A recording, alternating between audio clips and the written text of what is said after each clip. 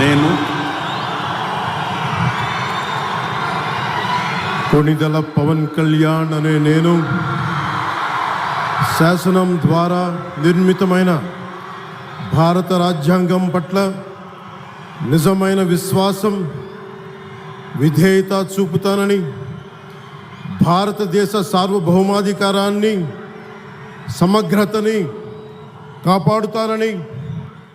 ఆంధ్రప్రదేశ్ రాష్ట్ర మంత్రిగా నా కర్తవ్యాలను శ్రద్ధతో, అంతఃకరణ శుద్ధితో నిర్వహిస్తానని,